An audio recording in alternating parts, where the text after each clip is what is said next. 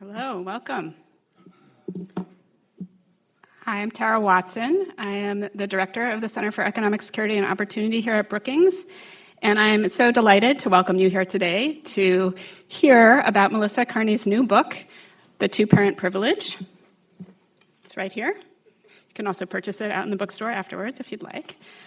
Melissa is the Neil Moskowitz Professor of Economics at University of Maryland.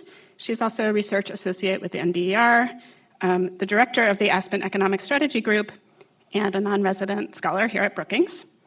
And she will be joined today by Jim Tankersley, who is the New York Times White House correspondent covering economic issues. He previously worked at Vox and the Washington Post, and is also the author of the 2020 book called Riches of This Land, which I encourage you to take a look at. And I am really happy to have them both here today talking about what marriage means for economic policy and how we think about inequality in the context of declining rates of marriage for many groups. So please join me in welcoming both Melissa and Jim.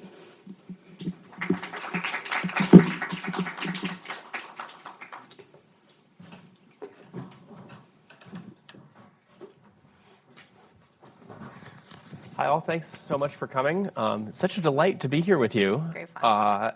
For like the hottest book on Twitter right now, I feel like. At least on econ Twitter, which is the only Twitter that still matters. We've known each other a long time. I think the first time I interviewed you, I was at National Journal, and we talked about trade and the effects of globalization on male incomes. So very relevant to this book. And I'm pretty sure we met at Politics and Prose because I had just had a baby and so was working at a coffee shop close to home. That is true. Yeah. So long journey, and I'm so excited that that you're now out with this book, and that is wraps in so much of the great research you've done over the years and themes that you have always been really interested in. But I am super interested in just the question of how you came to write this book. Like, how did you think of it? How did you go about doing the research? Walk us through that whole process. Okay. Well, first of all, thanks so much for doing this today, Jim. It's great, as always, to be with you. So, like you said, I've been working on these topics for a long time, over 2 decades now, both the topics of inequality and poverty and the economics of families in the U.S. So these kinds of questions have always been on my mind, but typically I've been writing academic papers for other academics. And then, also over the past 2 decades, I've been in numerous policy-focused conversations, many here at Brookings, about inequality and child well-being and the threats to social mobility in this country. And in my experience, in many of those policy-focused conversations, we talk about almost everything else at great length, and things like the need to improve schools, the need to expand the safety net, the need to address the challenges in the labor market, all things that I'm always happy to talk about and am deeply interested in. But I found it was getting a bit preposterous to keep talking about inequality and class gaps and opportunity and outcomes without talking about what's happened to family structure, and in particular class gaps in family structure. And again, in my experience, when that topic comes up, it's summarily dismissed for a number of reasons. Not that academics don't know what's going on in the data. I think most of us who study these issues all agree with the facts, but then what to do with them, or how to think about them, or how to incorporate them into our conversation about inequality and social mobility sort of trips us up. And so a few years ago, I thought, you know what? I want to write, it's like high time for me to pull all my thoughts together and write a book about what I think we need to do to address class gaps in this country and improve child well-being. And the more I thought about it, I realized there was this one thing that I thought got short shrift that nobody else was sort of putting a book out about, as opposed to all the books we have about how to improve education, or the need to improve education, or how to strengthen the safety net. And I did feel like, given all of the research and reading I've done on this was in my wheelhouse. And so, in like March of 2020, I decided that I wanted to write this book.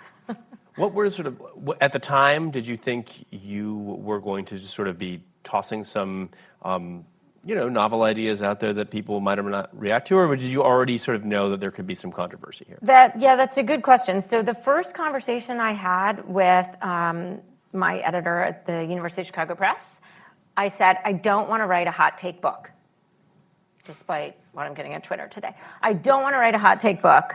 The problem is this topic of family structure is so mired in the cultural wars that we can't have an honest, evidence-based conversation about it without everyone getting super defensive. And so my goal with the book was to sort of summarize all of the evidence that we had. Again, academics, like this is all buried in academic journals, right? So I wanted to pull out that evidence and present a way of talking about it that, my ideal and my earnest hope wasn't in any of the sort of past unfortunate ways we've gotten stuck in the conversation, right? I hope you agree when you read the book. I'm not blaming single moms. I'm not pointing fingers at who said what, who did what, who's making bad decisions. I'm sort of, pulling together all this evidence to say, hey, something major is going on. There's a lot of complicated reasons, and we need to talk about it. So I didn't think I was going to write anything that was going to surprise the scholars of the American family. I didn't think I was writing anything that was going to surprise poverty scholars in the US. What I was hoping to do is move the conversation forward in a way that sort of took this out of the cultural wars, took this out of the ideological wars, and hopefully presented a framing of the issue that people across the political ideological spectrum could all get behind. The title is about marriage, but the book is really about children. I mean, they are the reason you write this. They are the reason. They are the people who have been hurt by what's happened here, right? Like, this is a book in which you document, I think, two very striking things that are obvious in the data. The first being that marriage matters to the well-being of children, and even when you hold a lot of other things constant. And I want to talk about both these things in detail. And the second is that marriage rates, children are being less and less born into homes with married parents, particularly among class lines. Yeah. To me, like the most striking statistic in the early part of the book is that a child born today, 60% of children born today to mothers with a high school degree or less are in single parent. Or, no, sorry, 60% are in married, and that's down from 83% in 1980. Exactly. And if you are born to a mother with, it's 84% that are for mothers with college degrees. That is wild. Yeah. The decline has been, and there's a decline among parents with college degrees, but not nearly as much. Right. So talk us through both parts of that sort of statistical findings that you're putting out. To tell us first why it is that marriage matters so much for kids. Okay, I will. But first I want to talk about where you started, which was the title. Yeah. Because you picked up on the subtitle is How Americans Stopped Getting Married and Started Falling Behind. And you're like, but it's really about kids. And when I agreed on that subtitle, I asked my editor if I could throw him under the bus if anybody asked me about it.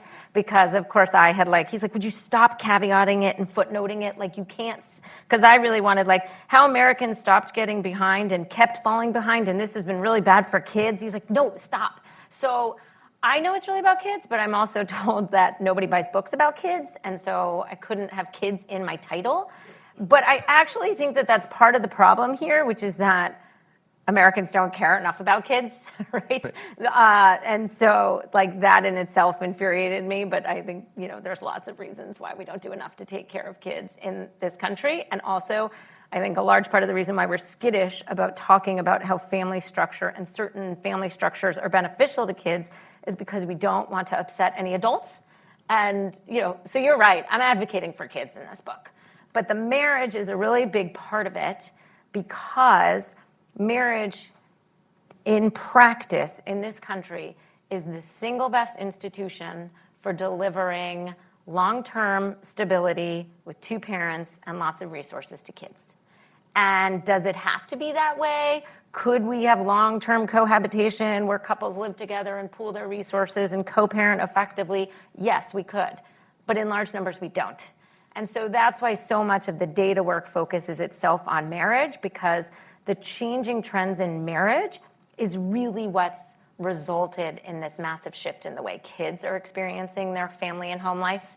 Okay, so this is, you pointed to the numbers that I highlight in the early parts of the book, which is really striking, which is that there's been a tremendous decrease in marriage among parents outside the college-educated class. And that reflects a decline in marriage more generally. And so what's happened, and this is the story I tell with data, what's happened is a debundling of the institution of marriage from having and raising kids in this country, again, outside of college-educated adults primarily. And so this is not a story of an increase in births to teen moms or young women who have long had low rates of marriage, right? Just the opposite. In fact, it's sort of tremendous. We've had the rise in single-parent families that we have, given how much teen births are down. They're down like 70% since the mid-90s. Like, that's an incredible accomplishment. And I think if you told me, and probably even Belle, back in like 1990s, here's what's going to happen to teen childbearing, I certainly would have expected non-marital birth share to go down, single parenthood to go down. But instead, what's happened is that non-marital childbearing has gone up for basically all groups of mothers, the least among the highest educated, the oldest mothers. So, among mothers with a high school degree, among white moms, among moms in their late 20s, the share of births that are now outside marriage has doubled in 40 years. Yeah. And that's what's driving this. And you also document that it's not a big, this is not a case of like more women are having babies within marriage and then getting divorced. No, This is children born to parents who are not married. Yeah, exactly. I mean, divorce conditional on getting married is down.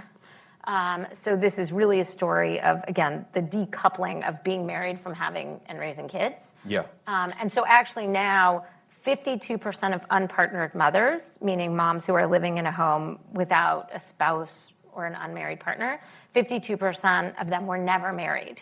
Even here, we see a class gap. So if you just look in the cross-section at the kids of college-educated mothers who are living with an unpartnered mother, more of those moms are divorced.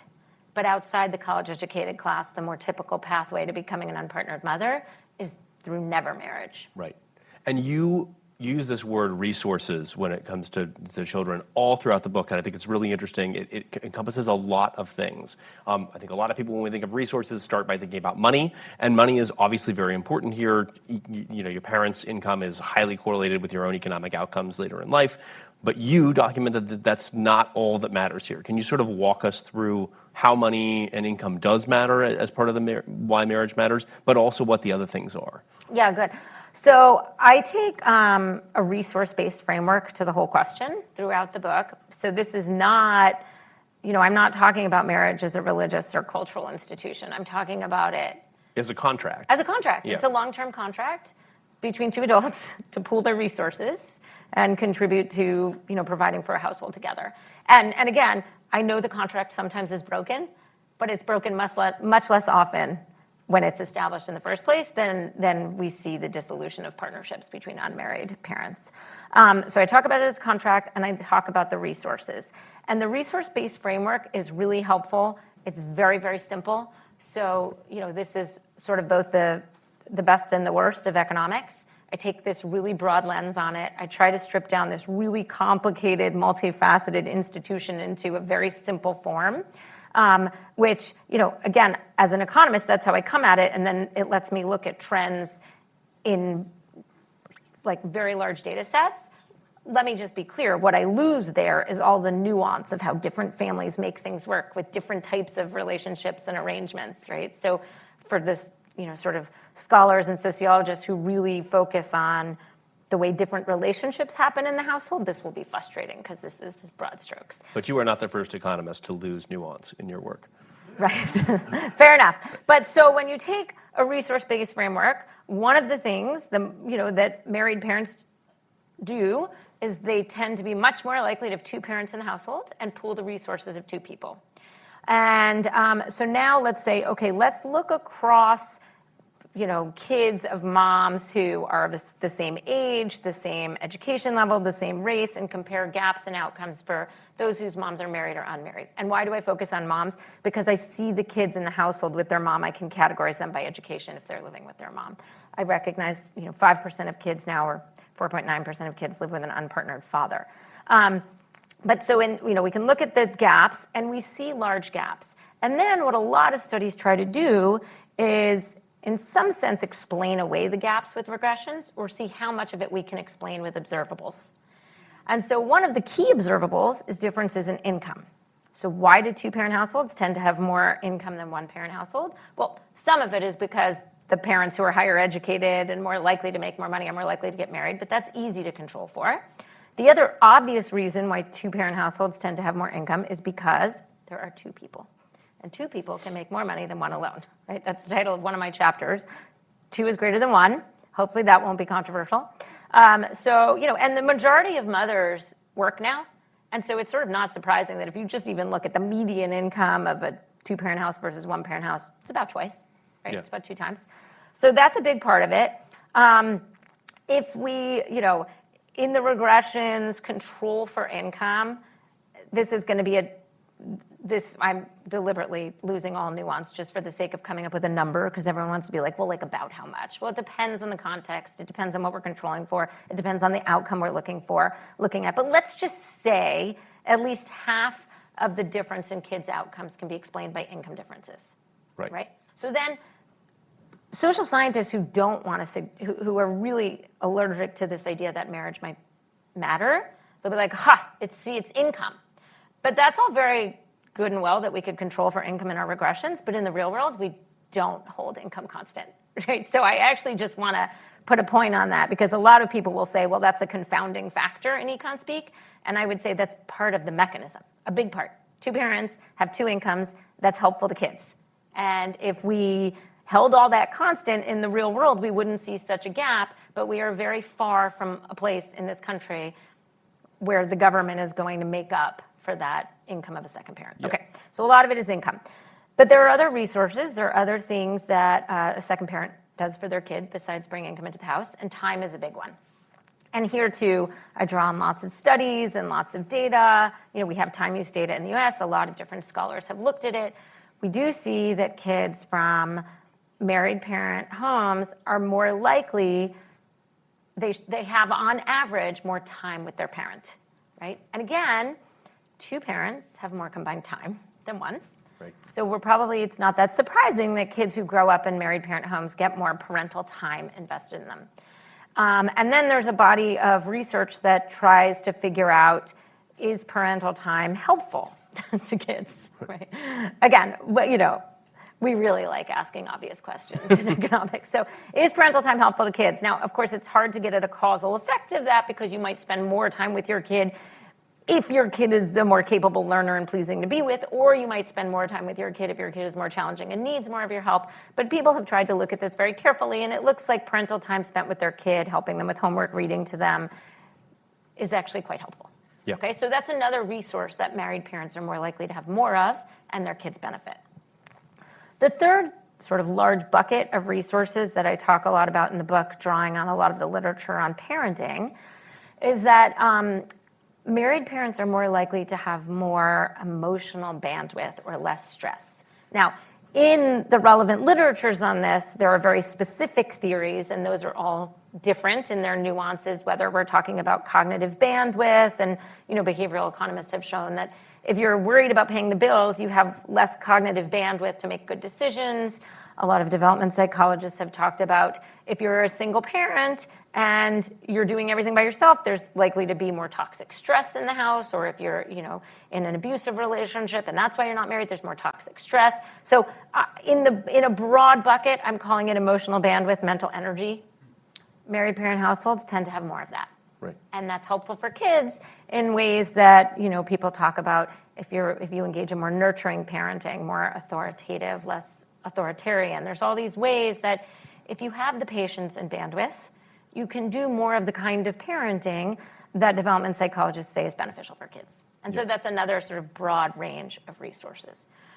And again, the reason why this all really matters is because some of the people who want to push back on the idea that marriage or family structure matters really lean into income. If it's just income, in theory, the government could send a check. Right, a UBI could solve this problem. Good. Yeah. But if you get home from work at the end of the day and you're tired and stressed and maybe you have a headache and you can't really sit down and read to your kid or help them with their homework, thinking, hey, in a couple months, I'm going to get a tax refund of $5,000. It's just not that helpful. Right. Right. And so it's that, and is that point proving to be controversial for you as you discuss this book with people? I don't know. I find it interesting and a bit puzzling how many men maybe think that they're not all that helpful as dads to their kids. I find the pushback on this point a bit puzzling. Some of the pushback I've gotten. But I'm sorry. Men are arguing that you're wrong about this because they're pretty useless? I don't understand. No, they're more arguing that this is a line of pushback. There's some lines of pushback that I fully expected and appreciate and I'm a bit sympathetic to. Yep. The one I'm not very sympathetic to is, hey, you're calling attention to the role of second parents and families as opposed to pushing for a stronger welfare state. And so you're distracting us from the political and policy fight we want to be having. And here's what I say. I am all for more money to low-income families. I am all for an expanded child tax credit. I've written Brookings essays on that. I don't think that's going to make up for the difference that kids who are fortunate enough to be growing up with two loving, stable parents in their household, a government check's not going to make up for it. And I think this should not be an either or. Yeah. We can recognize that the absence of a second parent, often a dad from the household, puts a lot of burden on the single moms who are doing this by themselves, and it disadvantages kids. We can do that at the same time as saying we need a stronger safety net to help families who are under-resourced in an economic way. Yeah.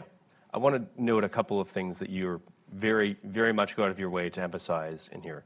The first is that when you're talking about married families, that's not just mothers and fathers, sort of the traditional family that a lot of the people who are pushing a marriage agenda have in mind, right? A man and a woman. You cite research about how same-sex marriages are just as good for kids as others, and you make that point pretty explicit in the book. Yep. The second thing is that you're not advocating for a return to the days where fathers are the necessary breadwinners in a family and sort of a more patriarchal vision of a family economic reality. Can you sort of expand on that a little bit? Yeah, sure. So again, stripping aside nuance, I'm completely agnostic about how two-parent families make it work, right? Like, we all do it in different ways. If it's one parent stays home the whole childhood, one parent stays home some of the childhood, the parents both bring in equal income and perfectly split the child care, either forever at any given point in time.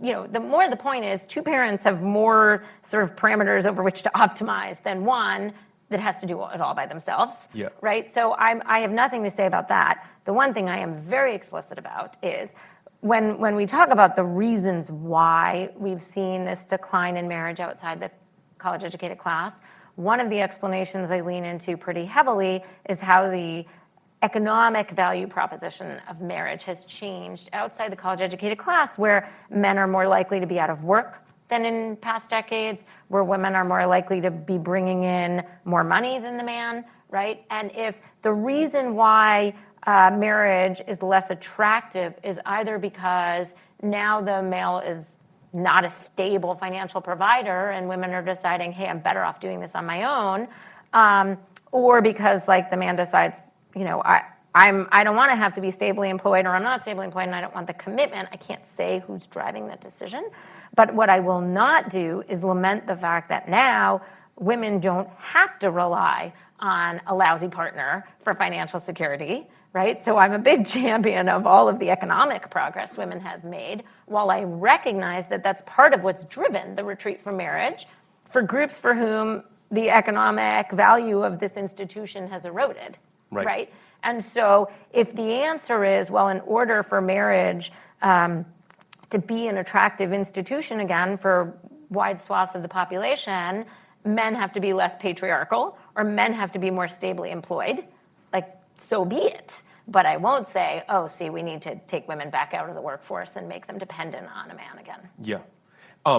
That's a nice segue from the sort of why this matters to the how did we get here. Can you sort of talk people through sort of what the evidence suggests is the reason why we've seen this class divide in declines in marriage rates among parents?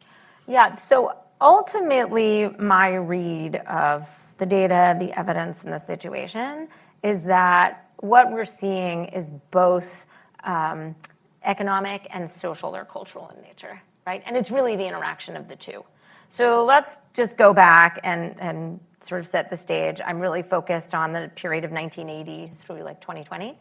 But before then, in the 60s and 70s, we had massive cultural social revolution, a change in gender norms, a change in the emphasis on marriage. And we saw in those decades a decrease in marriage, basically proportional across the education distribution. Everyone got married a little less. And then in the 80s and 90s, marriage stabilized among college-educated adults, right? They sort of stopped retreating from marriage any further, but it continued to plummet outside the college-educated class.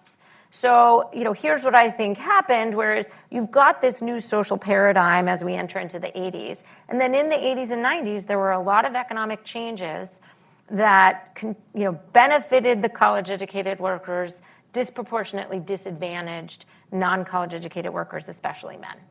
And so as we're seeing sort of the male economic position erode both in an absolute and relative level, we see this sort of snowballing effect of, in places where they got hit by manufacturing shocks or, industrial changes, non-college educated men were pushed out of the workforce or saw their earnings fall. We see, there's been a lot of nice economic papers documenting this. We see a decrease in marriage, a rise in the non-marital birth share, and a rise in the share of kids living outside two-parent homes. Right, in the places where men's economic position worsened, right? And we see similar trends in a bunch of other measures that have alarmed sociologists and other researchers, like opioid use. Exactly, right. So that's part of it, is like these economic challenges have spilled over to a lot of other challenges, right? That emotional stability, mental health struggles, substance abuse issues, all of these things that would make it harder to achieve a healthy relationship or a stable co-parenting or cohabiting or marriage, right? All of that happening in these same communities. That's why there's a lot of cause and effect happening here. The arrow is running in both ways. The college-educated class in many respects has been insulated from these challenges. And so perhaps it's not surprising that in the college-educated class, where people are still making good money and not struggling in these same dimensions, they're still able to maintain healthy relationships, two-parent households at a much higher rate than outside the college-educated class. Anyone who's worried about income inequality or class gaps or the pulling away from the college-educated class should be profoundly worried about the negative consequences that all these changes have had on the family. Which starts with the consequences for marriage. So for a long time, what I would say is, to sort of reverse these trends, we really need to improve the economic position of non-college educated men. Like, that's the number one thing we need to do. And then we had this shock that was actually pretty good for non-college educated men in the early 2000s. One of the only sort of, secular shocks we had that was good for them, and that was the localized fracking booms. Right. And so my colleague Riley Wilson and I looked at what happened, and we went into this project thinking, in these communities, outside North and South Dakota, where you had a lot of migration, right? But thinking about Pennsylvania, Oklahoma, Texas, all in these other parts of the country where you had the capacity, just the geological capacity, to engage in fracking, we see in those communities like a local economic boom. Some of it was driven by jobs in the oil and gas industries, but there was just, think of it like a local economic boom. Right. Jobs went up, disproportionately benefiting non-college educated men. Okay, this is great. So we think we're going to find, there's going to be a reduction in the non-marital birth share. This is the reverse marriageable men story. Men became more marriageable in these places. What did we find in the data? Births went up. We have data, we have studies in economics showing that kids are normal goods. When people get some unanticipated shock to income, one of the things they pay for is the costs associated with having and raising kids. Okay, so births went up. To our surprise, they went up in equal proportion among married and unmarried people. There was no increase in marriage, and there was no reduction in the non-marital birth share. So we're like, well, that's not what we were expecting. And so then, we thought about the role of social environment in affecting the family formation response to this economic shock. And we look and we actually see In counties that had a higher non-marital birth share before this happened, there you saw a larger increase in unmarried births. So we went back and looked at what happened in the coal boom and bust, because there's a nice paper in economics by Dan Black and co-authors looking at, showing that in the coal boom and bust in the 70s and 80s in coal-producing counties, male earnings went up and marriage rates went up and birth rates among married couples went up. But they didn't consider this other margin. So we revisited that context, and what we found was, indeed, as they found, marriage went up and births to married couples went up, but also marriage went up and the non-marital birth share fell. And so this is quite intriguing. It suggests that you've got a very similar economic shock in similar rural type communities, 20 years apart. And in the earlier period, when there was still a very tight norm tying marriage and having kids together, the increase in income and earnings among non-college educated men led to an increase in marriage and married births. 20 years later, it led to an increase in births, but no change in marriage. And I think this gets back to the story of we're in a new social paradigm where, again, primarily outside the college educated class, and I think, cause and effect, things are cycling. There's a different social norm. It's not hard for me to imagine there's different social norms out, in different communities. There's a normalization. It's widespread having kids outside marriage, and so economics isn't going to be enough to turn things around. Yeah. Is there, if you control for religion or religiosity, does it seem to change the sort of the view of the social norms across these class gaps? I'm a little bit embarrassed. I don't think I've talked to a journalist about the book who hasn't asked me that question. It's not in the book because I honestly didn't think about it, right? It just wasn't my approach to the issue as an economist. I was really focused on this as a resource-based story and the economic story. I've looked into a little bit how much of this is separate, because another issue I've been thinking a lot about these past couple of years is the decline in the birth rates and what's driving that. And so here, one of the key speculations is that a decrease in religiosity is driving the decrease in births. I haven't found compelling evidence that explanation holds up. Yeah. I think the real challenge here is, like what you were talking about, all the other social challenges that come with the economic malaise. People observing, religious observance is all very tied up with, that one's really hard to separate out the cause and effect. I don't know. The other thing that you sort of would be remiss if I didn't ask is, if the degree to which composition effects might be at work here. That it's a different U.S. population today, and the population of people without college degrees looks different than it did 40 years ago. So this is interesting because the composition effects should work in the other direction. Right? So now, 30% of moms have a college degree as opposed to 11% in the early 80s. So it's a much less selected group. And yet we still just see the decrease in marriage among college-educated moms, falling 6 percentage points. Or the increase in non-marital births among college-educated moms, that's only gone up very little. It's only 11%, even though that group is much larger, much more diverse, much more heterogeneous. Right. So in some sense, it's surprising that the college class has pulled away as much as it has on this dimension, given that the college class is not as small or elite as it used to be. Yeah. Right? The other composition thing that's surprising, again, is moms are, and I talk about this, there's a chapter all on what's going on with birth rates to make this point. Moms are older than they used to be. Moms are more educated than they used to be.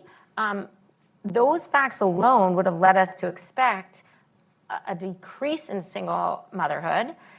It also, by the way, if you think about this from the perspective of child poverty would have fallen by even more than it did, given how much more sort of, observationally advantaged moms are when they initiate childbearing than they were 30 or 40 years ago.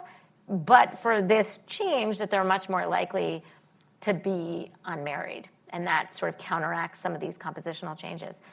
Can I just say one more thing on this? Because it relates to the fact, at a mechanical level, the increase in one-parent households has sort of offset some of the economics, making the middle class even less economically secure than they would have been had we not had this move away from marriage. And so this is something I show in the book too. If you just look at households headed by college-educated moms, if I condition on two parents, household earnings went up by about like 60% for college-educated moms. If I just look at college-educated moms who lead their own household, earnings went up by about 60% because college-educated women did well, right? Yeah. And then if I look at household earnings for households headed by college-educated women without conditioning on household structure, they went up by like 57%. Why? Because basically you have the college-educated doing really well economically in their earnings and still getting married at really high rates. And so the share of those moms who are heading up a household by themselves has not really increased very much. Yeah. Again, like thinking compositionally, if I just look at households headed by single moms with a college degree, their household earnings, went up. And if I look at high school educated single moms, and if I look at less than high school educated moms, their earnings all went up because single moms are less disadvantaged now on their own than they used to be, right? But if I just look at household structure of moms with only a high school degree or less than a high school degree without conditioning on whether they're single or married, their household income went down. Why? Because even though women are doing better over this period, they're much more likely to be heading up their own household. And so this is like really added to the economic insecurity of, let's call them the middle class, people with a high school degree or some college, but not a four-year degree. Right. And the story you're telling here, basically, I think those of us who cover economics and people within economics like to think about economic forces as being sort of ever-present in people's lives. But it sounds to me almost like you're talking about a meteor strike, right? Like something happened economically that hit any particular part of the population, right? And loosened social norms. Maybe like a big wrench that came in and just loosened the lug nuts of social norms, but only for the people who were exposed to that economic shock. Whereas if you were in like if you were college educated and weren't exposed to that economic shock nearly as much, your social norms have held throughout. Is that sort of what you're arguing? I'm not as good at metaphors as journalists. I think maybe I would think of it more like a slow burn than a meteor, right? This sort of happened through the 80s, 90s, early 2000s, and then it's tapered off. Okay, so now we're stabilized. Right. Right. So now we're stabilized, which I think we're stabilized at a massive class gap. That's a problem. Right. But I do think it is like getting hit with a confluence of things, and they all sort of hit outside the college-educated class. Right. But this has real implications for what the solution is. Yeah, totally. Because if you could just magically restore, the economic status of the late 70s to high school educated men, it doesn't sound like you're saying. No, we're not going back. No, that's right. That's not going to be enough. And also, what women expected from marriage now is different than when they expected at the 70s. Right. Right? Like, again, let's be very clear. One of the things I certainly don't say is an answer is just more people should just be getting married. Right. There are real reasons why they're not getting married. And so then we have to address root causes. And this gets to your point, like, that's really hard to do. That's really hard to do because there's like a lot of economic root causes and there's a lot of social change. And the social change is, one of the things I do say, which plenty of people will disagree with, is I do think we need to reestablish a norm of two-parent households for kids, right? So there's lots of people who don't like that idea for various reasons. I do think we do need to reestablish that norm. Now, we cannot go back to even before the 70s where that norm was so tight and single mothers and their kids were so stigmatized that too many women felt like they had no choice but to stay in terrible, even abusive relationships, right? There's nothing in the book that suggests that anybody should be staying in abusive relationships for the sake of kids, right? Second time, there's nothing in the book that would say that. But, let's reestablish the norm and then let's recognize that what's happened, again, like to the family, to marriage, outside the college-educated class, has been consequential in ways that are harmful to the millions of moms and dads who find themselves doing this by themselves, to the millions of kids who are growing up without a second parent in the house, and then let's consider strengthening families as a policy urgency. Yeah. Again, I am all for childcare subsidies. I am all for more counselors in school. I'm all for more training programs. That is not going to be enough and we shouldn't be resigned to just, outside the college-educated class, 40% of kids are just going to be born outside marriage and grow up without two parents in their home. Like, we shouldn't be resigned to that, right? What is driving it? What are the root causes, and how can we address them?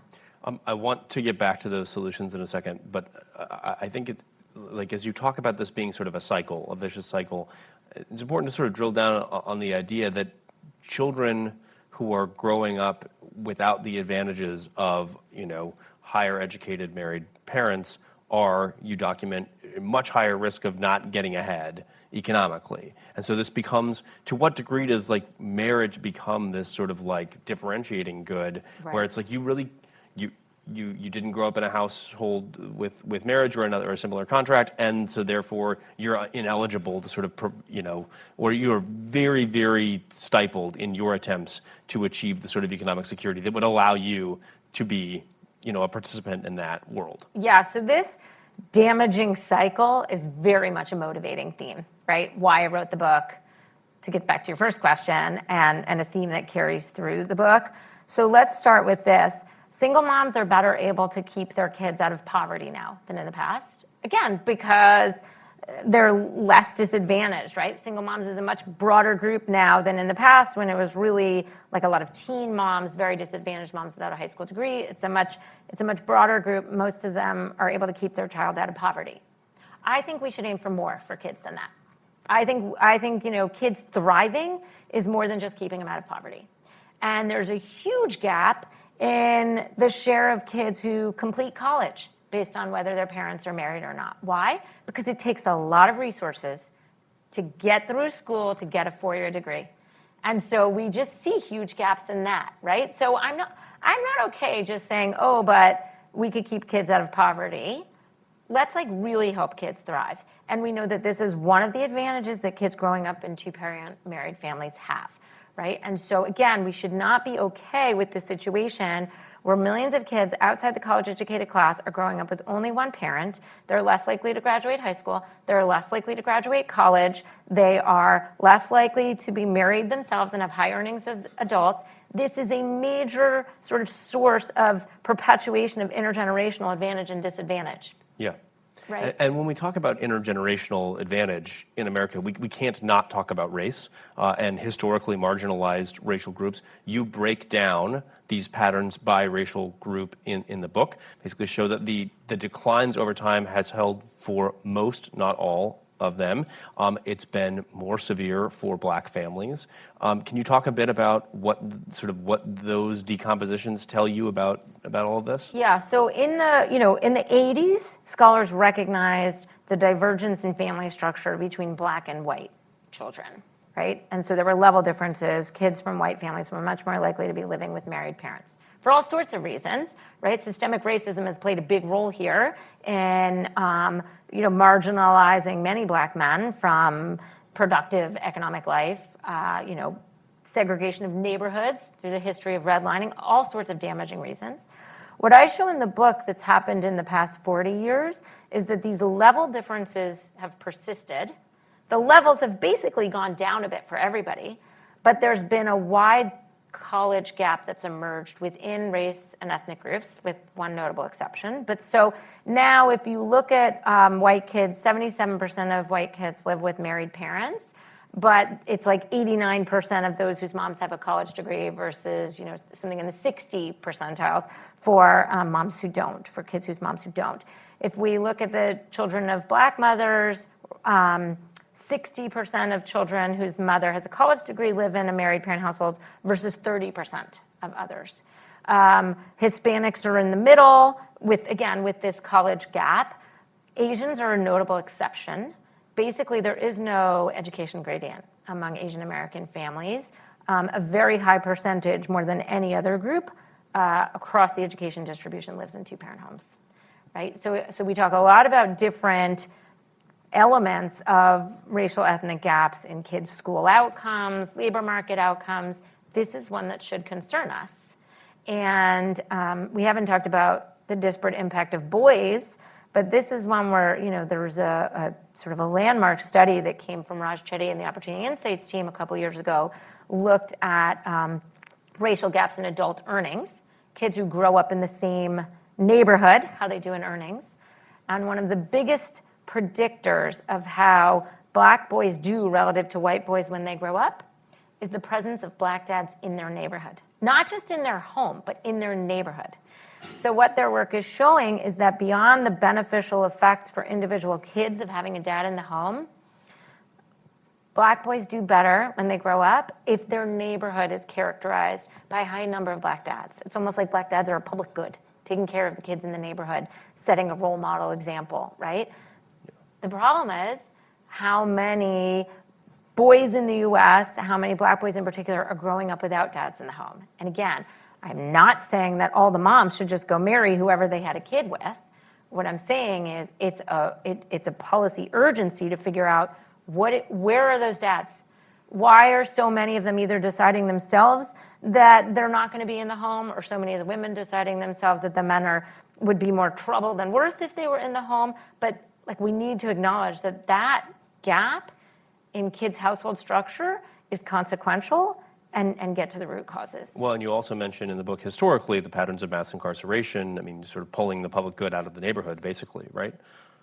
Yeah, incarceration is really complicated because it's part of what pulls the dads out of the neighborhood, but there have been some studies showing that if a kid has a criminally convicted parent, taking them out of the household is actually beneficial for the kid. So I think it's like the incarceration, too, is both cause and effect, right? We don't want to throw people needlessly into jail, but we also don't want kids to be in households with potentially, parents who would not be helpful to them. Can you talk a little bit about the Asian American outlier here and what you take from it? So I am not an expert in this. There are definitely people who study this community, and I'm not one of them. This was surprising to me because, in the economics and sociology literature that I knew well on family structure, so many of the papers and the earlier papers really look at black-white differences. Asian Americans have not been a very large share of our census data, so often they weren't included in these studies. So the first thing I did when I noticed that they were outliers was just to look to see whether the economic situation was different for them. Like, did non-college educated Asian men do better over this period than others? That simple explanation does not hold. So basically, they're off the regression line, right? There's something where even conditional on worsened economic conditions or relatively worse economic conditions, they're still staying married. And I leave that to others who have more to say about sort of the ethnography of that community, what might be going on. Yeah. So this leads me into sort of what I think is the meat of the end of your book, which is the policy proposal. If you write a book sort of in the economic space, your publisher is going to make you put in a policy proposal. No, actually, in my proposal, I had 3 chapters. And my publisher said, you can write that for some Brookings report. You have to have 8 chapters convincing us there's a problem. Well, that's great. No, that's why there's only 1 chapter of that. No, but everybody has to have policy, and I appreciate that you do something that very rarely do you see in these, which is that you list the things that you do think we should do to address the challenge, and then you list the things that you don't think we should do, including bemoan the economic independence of women, stigmatize single mothers, or encourage unhealthy marriage, run unsuccessful government marriage programs, which puts you really at odds with many of the other work that goes on in the space, I would say. There's something for everyone to love and hate. Right. Or keep government assistance meager under the mistaken assumption that doing so will incentivize more marriages. So I think it's really interesting that you do that, but I want to talk about the stuff you do say, starting with the first one. And I say this as a person who's in the policy portion of my book, that my number 1 recommendation was that we needed to commit ourselves to ending systemic racism and sexism. So it's not like I had an easy 5-point plan either in mind. But your lead thing is work to restore and foster a norm of 2-parent homes for children. How do policymakers possibly do that? So I honestly think this is part of the reason why those of us in the economic policy space haven't talked enough, Bell being a notable exception, haven't talked enough about this challenge, is because we don't have a very quick, policy lever to pull. So I can't tell you look, we should definitely remove marriage disincentives from the tax and transfer system. Fine. Do I think that's going to dramatically turn things around? No. right? So then I have this blanket statement, we have to do this. We have to change social norms, or we have to reestablish this social norm. How to do that is much more complicated. It is like not something that we as economists are very good at. What do we know though? We do have evidence that role models matter, that kids grow up and they form their expectations and aspirations from their lives based on the people they see around them. This is again, this gets back to the cycle. You have millions of kids growing up, millions of boys growing up without dads in their homes. Where are their role models for how to be good husbands and dads, right? How do we break that cycle? That's complicated, but role models matter. We also know from a lot of really good social science evidence that media matters. The images that people see, media doesn't just reflect what we want to see and what we're doing, it affects what people are doing, right? There's a nice set of papers by Eliana LaFerrera and her co-authors that show the introduction of soap operas in Brazil affected the rate at which people got married, got divorced, had kids. Okay, like they emulate what they see on TV. So that's a nice causal evidence that the media images that our kids see shape the way they think about families and relationships. Right? That's part of it.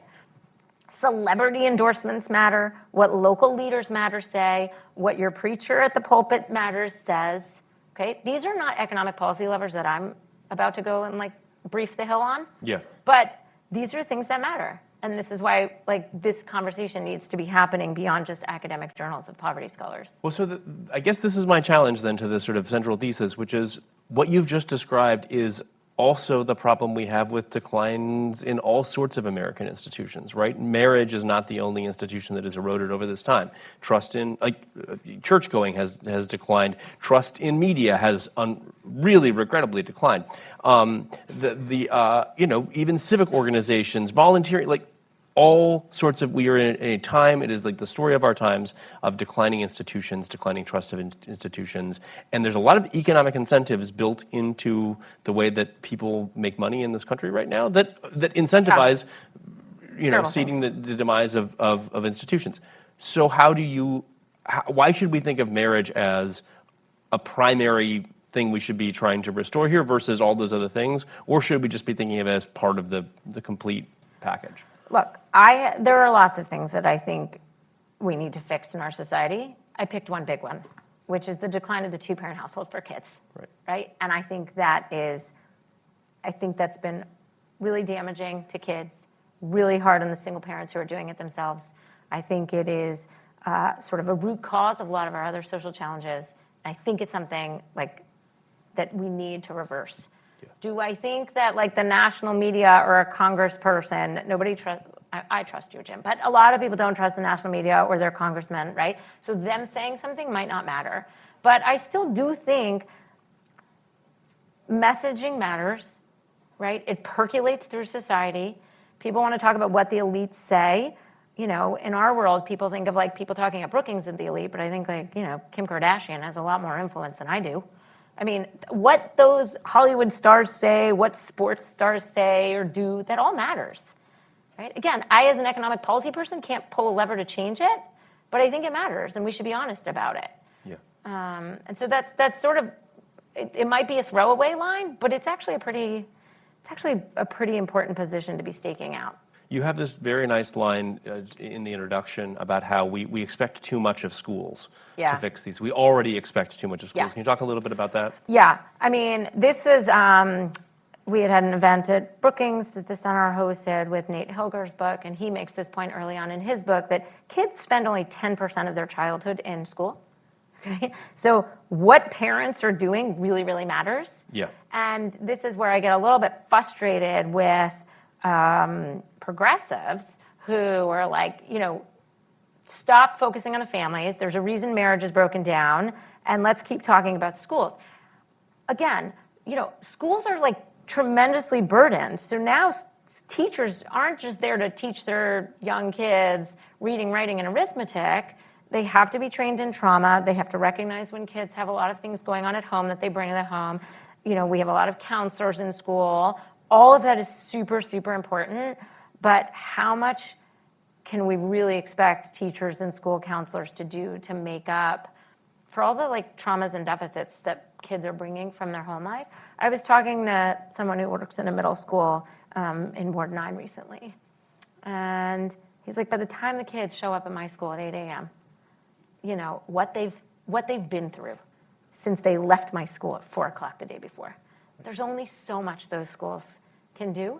Yeah. And so, you know, we often talk about how schools need to be partners with families. I think we need to realize that we need to bolster families. Parents are their kids' greatest assets. This is really why, you know, my title focuses on the privilege and advantage of two parents rather than, you know, any problem with single parents, because single parents, they're their kids' greatest assets. Yeah. Right? We need to bolster what families can do. And so that's where I just think our policy emphasis has been so completely tilted to government and schools. And we need to tilt it a little bit back towards thinking about how can we help families? How can we bolster families? But if so much, not all, obviously, but if a chunk of that can be bolstered through just direct income transfer, yeah. And we know that, and if we're talking about something as ephemeral as changing norms versus giving people money. No, it's not versus. It's not versus. No, I know. Just as a place to start. I'm wondering if you where do you start? Okay, so first, you're right. So, but let's be clear. I have two major structural buckets I want to change, which is reestablishing a norm of two-parent households and also really bolstering the economic position of non-college educated adults, men in particular, right? Which is, at least I have more specifics to say about policy levers that we could be doing on that front, but we need to be doubling down, tripling down, quadrupling down, all of the things we've talked about at various Brookings conversations and various articles in the newspaper, all the other things we need to be doing to improving the skills, the access to jobs with family-sustaining wages. When we recognize the tragedy that's induced to the family and kids, that takes on greater policy urgency. So those are the big things, right? Much more directly, like what can we do tomorrow? Yeah. So I do say we should not be just running unsuccessful government marriage programs. So people like to poo-poo and say, hey, the Bush administration had these healthy marriage initiatives. You look at the RCT results, marriage didn't go up. And then what do? We largely gave up. We didn't double down and say, well, that didn't work. Let's figure out what did. We largely gave up. And we went back to, okay, well, let's put more money in Head Start. We spend way more money on Head Start than we do on family-sustaining programs. I'm all for money on Head Start. And by the way, we need to spend way more on Head Start, right? But we sort of gave up on trying to help families. And so that's something we need to be doing. There are community groups around the country working with vulnerable families, working with low-income unmarried couples who say they want to co-parent, who say they want to be married, who say they want to, have a healthy relationship and have lots of barriers to doing it. And by the way, if you look at some of the qualitative interviews with these folks, very few of them grew up in two-parent households themselves. Very few of them talk about having married role models or parents themselves. So that's one barrier, right? Marriage is hard. It takes a lot of communication. If you're trying to negotiate that with someone maybe who's in and out of prison, in and out of jail, struggling with substance abuse, there's intimate partner violence. There are a lot of real barriers that keep a lot of couples from being able to co-parent effectively. And we should be really bolstering the support and our emphasis on studying and innovating with the kinds of programs that are meeting families where they are today and helping them be stronger. I have one more quick question for you, and then would love to hear some audience questions. My last question for you is about the economics profession, because you talk about sort of like the dearth of discussions about this within the profession. And I'm curious, if you were convening a conference to try to get at these root causes, to try to figure out policy levers to change norms, what would it look like? What sort of people do you need there? Oh, to change norms? Yeah, I'd like to go out your first recommendation, your most important thing. Well, I talked to one scholar yesterday who's working on exactly this. I mean, there are definitely people in the economics profession who look at the influence of peers, of norms, of messages, right? A lot of this is happening in the developing world, by the way.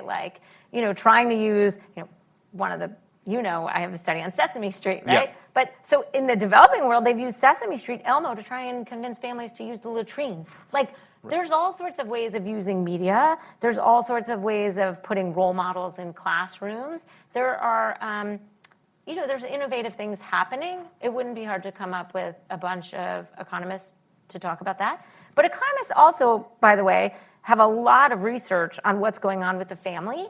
And when we talk about it in our jargon and in our models, it sort of like sounds fine because you're like, oh, we put in these parental inputs, and if they're inferior quality, they go through the production function and they produce inferior outcomes. And then you try and write it in a book and in plain English, and you're like, oh, that sounds bad, right? And so that's why it's actually almost easier to talk about in an academic conference than having the conversation we need to have outside sort of our safe academic spaces. Right. And also, like, even if you put a bunch of economists in the room and we talk about ways of changing norms, and then you take us outside of the room, how many people do you think want to listen to a bunch of economists telling them how to live their lives? Right? Not that many. No. So I don't think we're the ones you want in the norm shaping. Just trying to give you a chance to get your own people involved. But this is great. Thank you so much. I've really enjoyed the conversation. Thank you all for your attention. And we'll take some questions.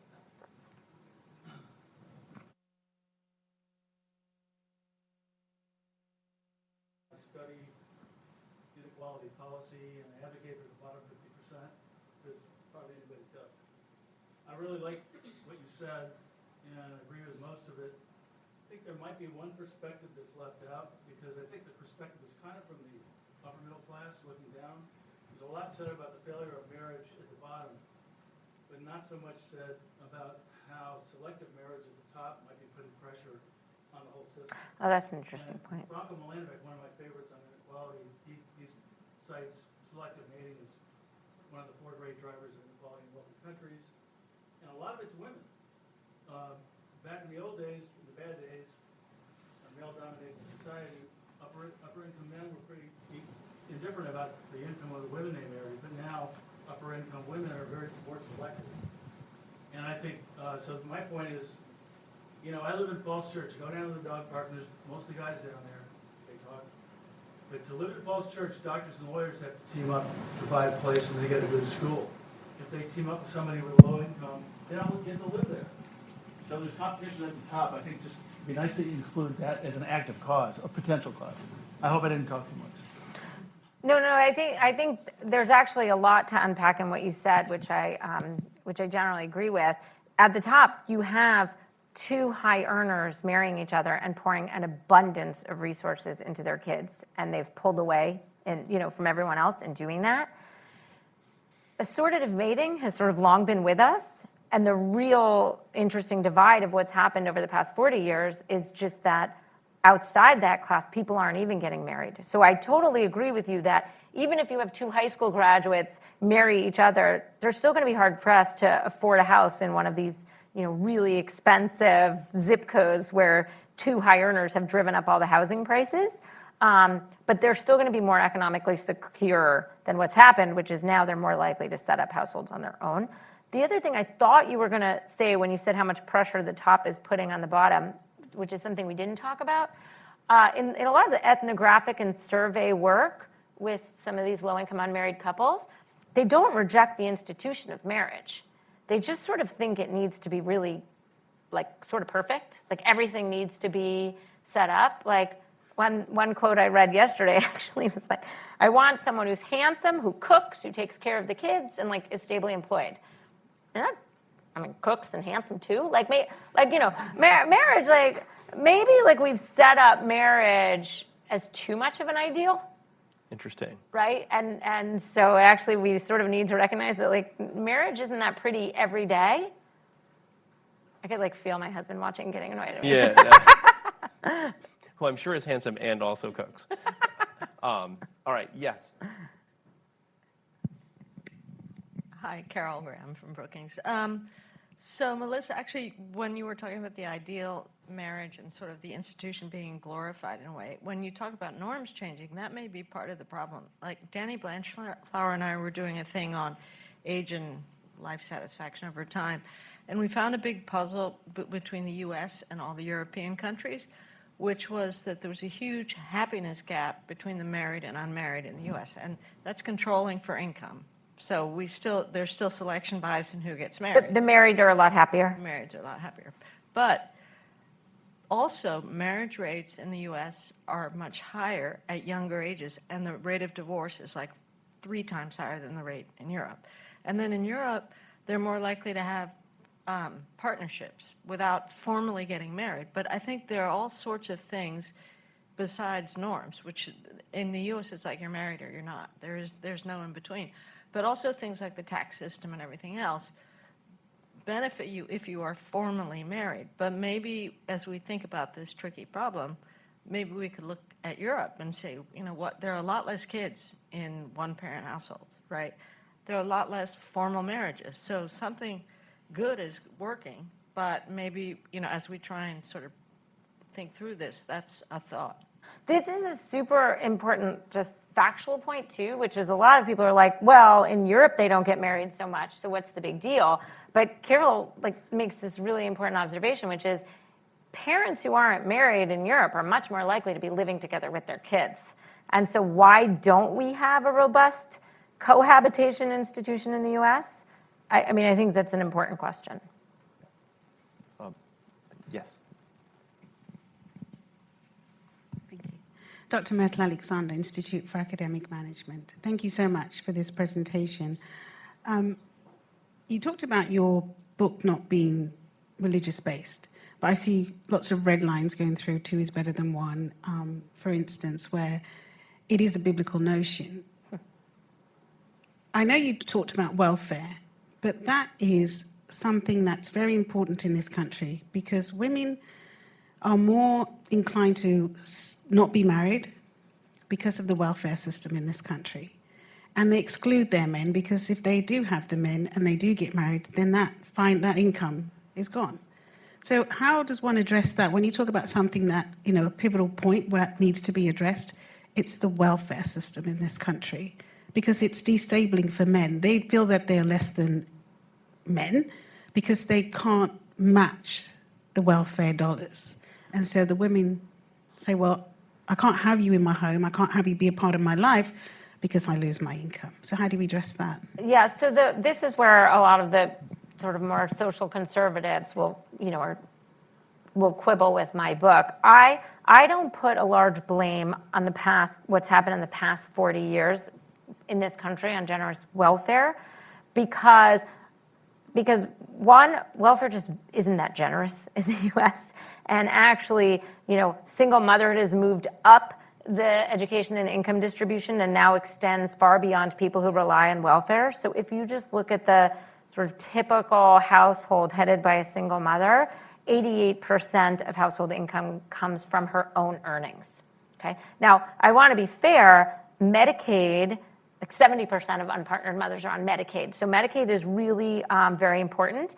And to this point, you certainly hear anecdotally that a lot of people don't want to get married because if they get married, they lose their Medicaid, they lose their earned income tax credit. I mean, the tax code and the transfer system, when you go from having assistance to the middle class, if you bring in a second worker, you lose a lot. So that's what I was saying. We need to change that. I mean, that's like we're discouraging, we're making it harder for people to climb into the middle class and we're discouraging marriage at that margin. We did have welfare reform in 1996, which changed a lot of these really counterproductive rules that sort of made welfare incompatible or really penalized families. It actually, welfare made it much harder for unpartnered mothers to just get cash welfare, which, maybe that helped stabilize some of the increase in single motherhood, but it imposed a lot of other hardship on low-income moms. So this is a place where I'm pretty clear that, you read one of the sentences. Again, because I'm really motivated by the welfare of children in this country, I think we just need to be making sure that kids who are in under-resourced homes get more material support, regardless of the decisions their parents are making. And I will take the trade-off of more generous assistance to low-income families, even though that might lead to an incremental increase in single motherhood, because my read of the evidence is it's just not that large. The effects are just not that large on the margin, but the sort of long-term hindrance of kids who are growing up in material disadvantage are massive. And so that's a trade I will take, but I grant that there's some effects on the margin there.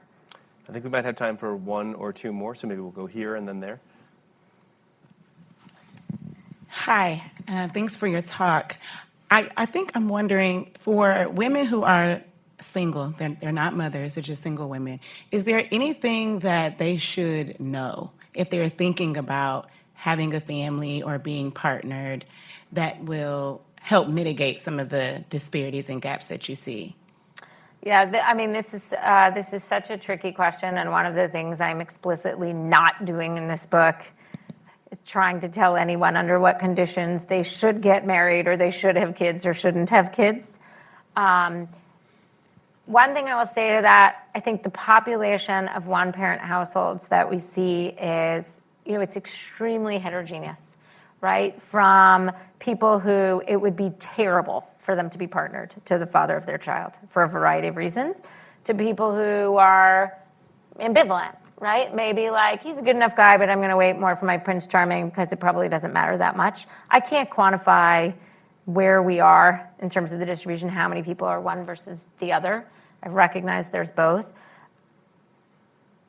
One of the things that's been very interesting to me is after, I've been presenting this work around hearing from single moms about the various ways that they try to make up for not having a second parent. Factually, actually, in the data, we see grandparents playing less of a role than we might have thought. So like 67% of single moms don't, or 60% of kids who live with single moms don't have another adult in the house, right? But then, of course, I talk to friends who are single moms, and they live near their extended family. Like, there's all sorts of different things people are doing. I think somebody who has the skills, like a journalist, to talk to people to figure this out would be super interesting. But that's just not what I speak to. Can we go front row here, and then we'll go over there?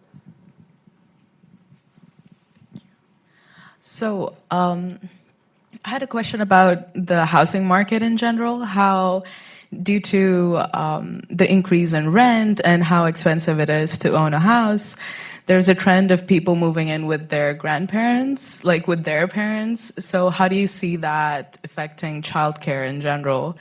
Like, do you see the number of caregivers increasing and the impact of that? Yeah, this is so interesting because I actually am working on a paper right now, and just before I came over, my graduate student sent me the latest results, looking at how house prices and rental costs are affecting people's living arrangements and marriage decisions. So I just have to say one thing on that preliminary result, is it looks like sort of house prices might be affecting people's living arrangements, more likely to stay with their parent or live with a roommate, but not affecting the marriage margin as much. And I just think that speaks to, that's not the margin anymore, which young adults are deciding like, oh, I live at home and then I live with a spouse, right? They live alone if they have enough money and housing is cheap. So anyway, we see that.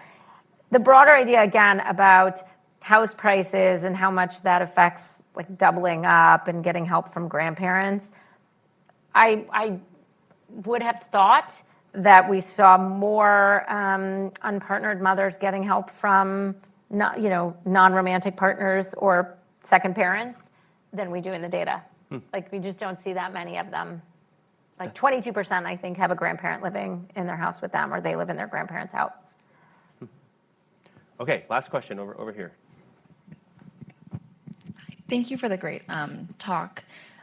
Just hearing you talk about the change that's happened since 1980, and that's especially impacted non-college educated men, and especially men of color, I just have to keep coming back to mass incarceration, which I do think has taken a great number of men out of their homes, especially Black men, as we're talking about like Black boys growing up and faring better when they're surrounded by role models, and where have the Black fathers gone?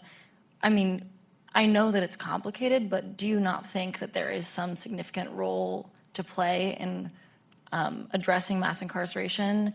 Because I think that itself, the removal of people, doesn't just affect those families, it likely affects communities, it might even change norms.